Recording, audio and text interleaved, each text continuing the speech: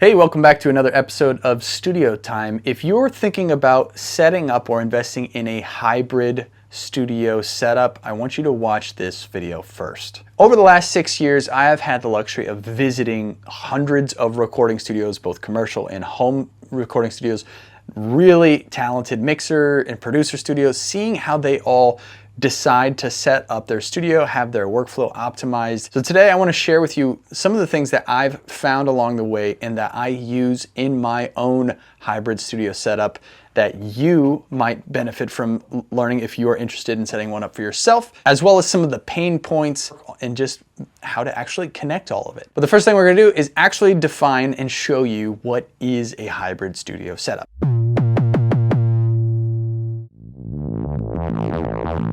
Okay, so what is the hybrid studio? I started my recording journey as a teenager, like a lot of kids do, and I was in mom's house.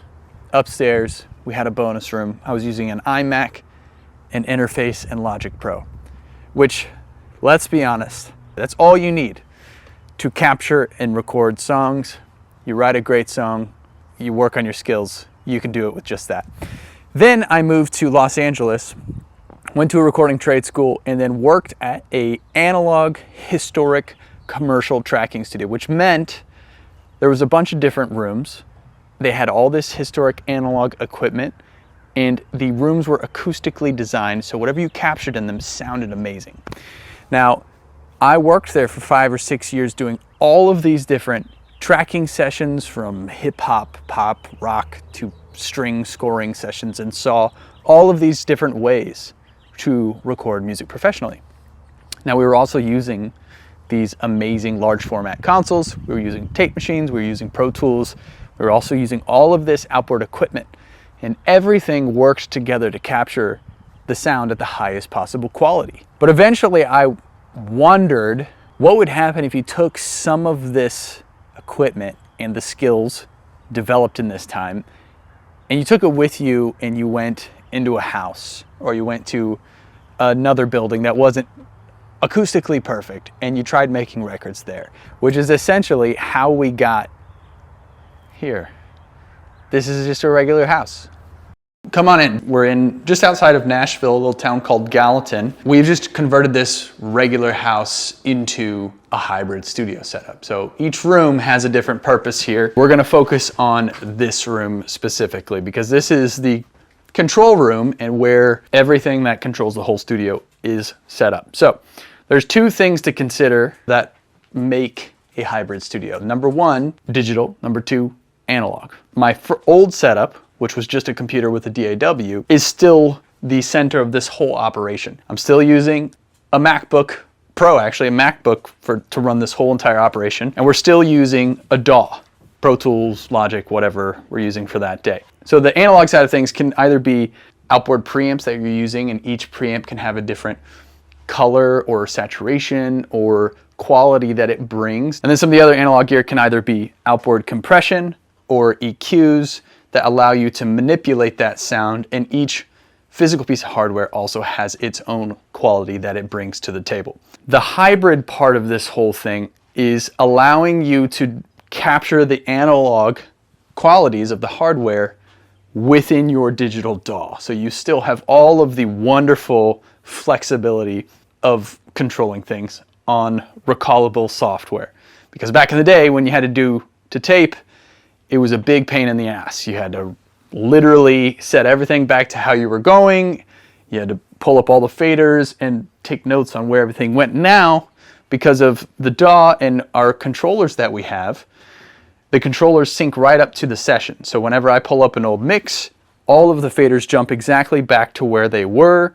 So I get the flexibility of the DAW while still using the hardware. Now, the other thing I want to mention that I have found from other people's studio that I absolutely love is in this hybrid setup, being able to monitor things in sort of an always on workflow. Now, I've gone over this in 100 other videos, so you can check those out, but the long and short of it is if there's an instrument in here, it's plugged in and it's ready to use, so you can hear it. So if I come over here and touch a synth, you hear it right away. I don't have to set anything up to actually be able to play and experiment and be creative. If I want to jump down here, then I can do that and we can have fun and find sounds that are inspiring without having the computer or the DAW get in the way of that. Same thing over here, you copy paste that same concept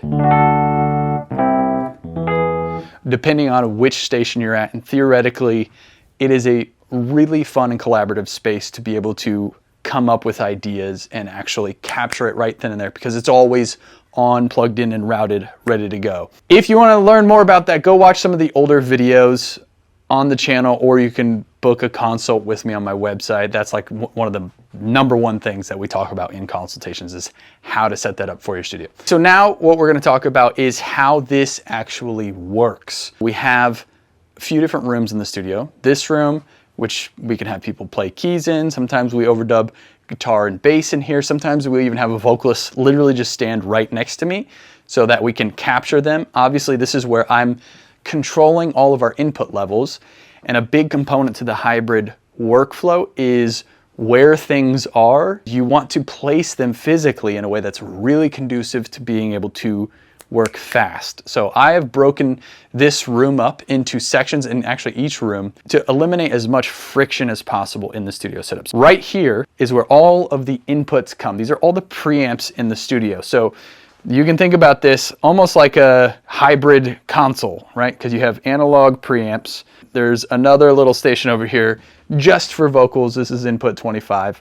But the idea is that physically in the room, how things are located is going from one side to the next. And you can think of this as the starting point. So this is, everything starts here. It touches a preamp, you can get the level, you can see your meters, and then it's going to flow this way. It flows literally into the patch bay and then into the interface, and the interface is connected to the computer.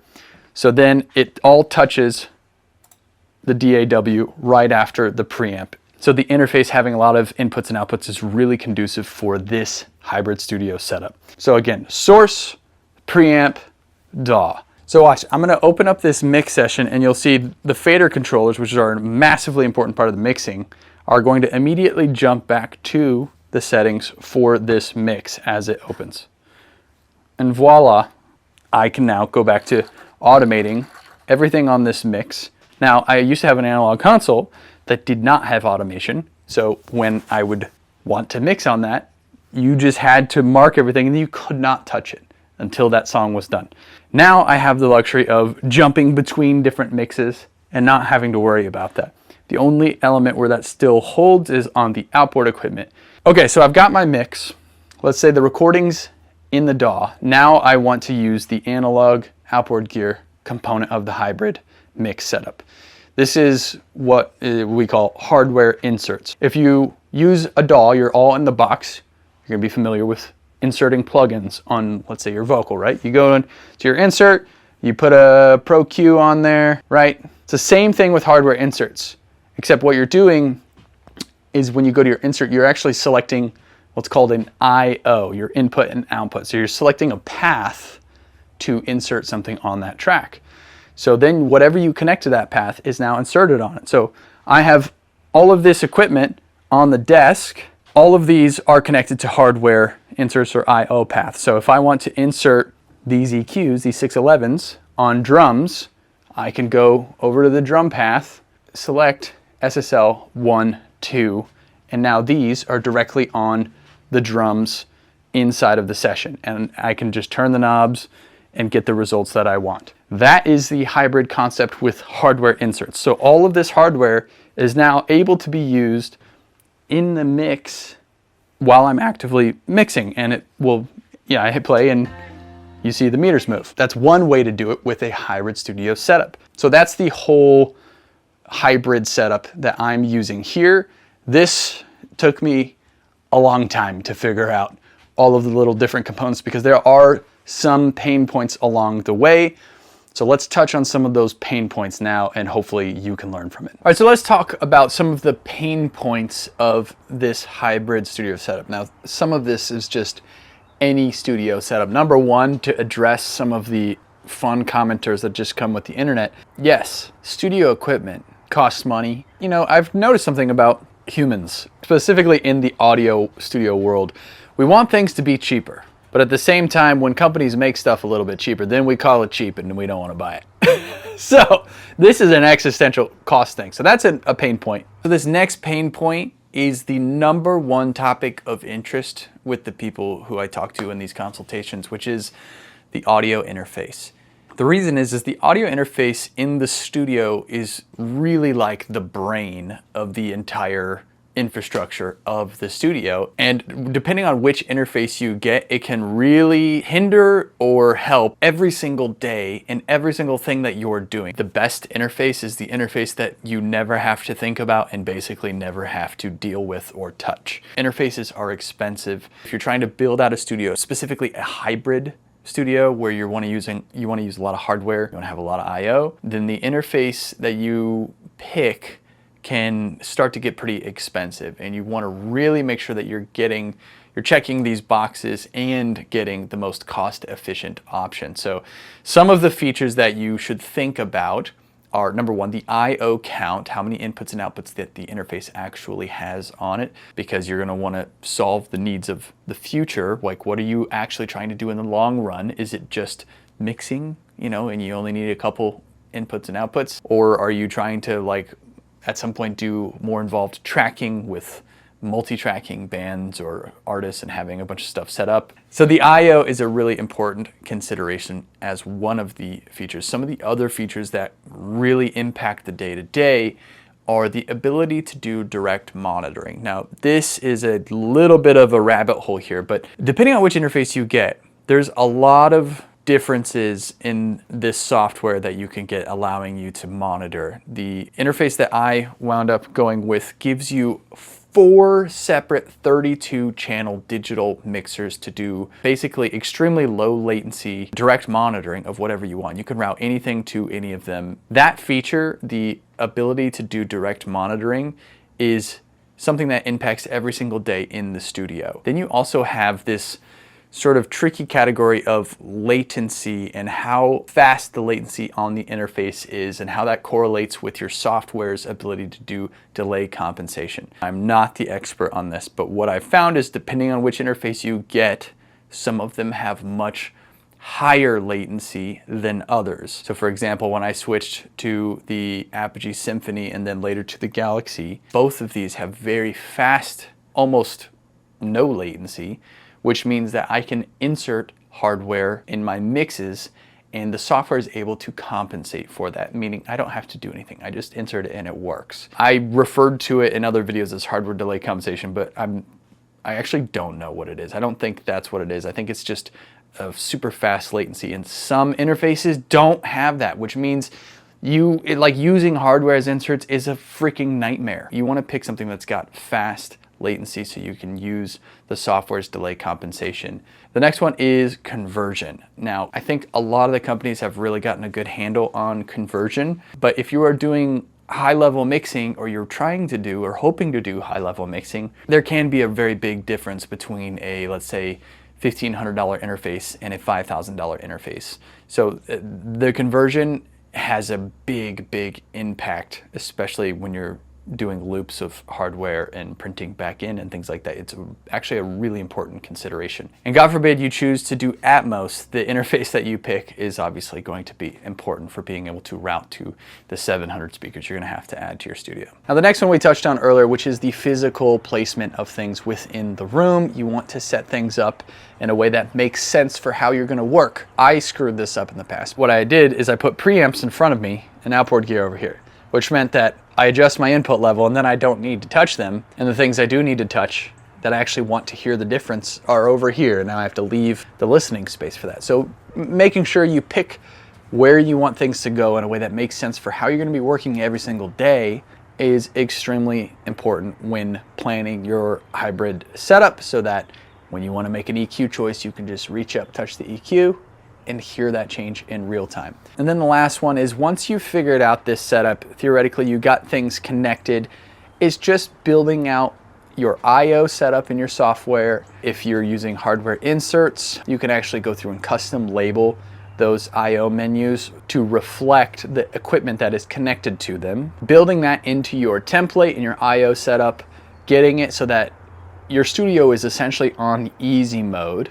You can start a session to write or record music, and everything that you want to use is already there. So you can just get to the most important thing, which is capturing the music, or if you're writing a good song or producing or whatever it is, without having all this stuff we love and want to use be in the way of that process. There's a lot of different things that go into doing all of this, and it can be a little bit confusing. If you're working on your studio setup plans and you have more in-depth questions, you want to schedule a call with me, you can do that on my website. I linked it in the description, andrewmastersmusic.com. And if you just want to dive in a little more on some of these topics, subscribe to this channel, Studio Time. I have a bunch of other videos that are dedicated topics on all of this stuff, from laying out the room to connecting the gear, to talkbacks, to remote controls for your computers and things like that. There's a lot of stuff here on this channel, so go and watch those if you're trying to solve a specific problem.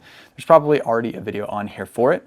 Also, big thanks to Sweetwater for sponsoring this video. If you are planning on acquiring some gear for your setup, check out the link I have in the description. It says all of my studio gear. You can take a look at some of the stuff that I use here in my studio.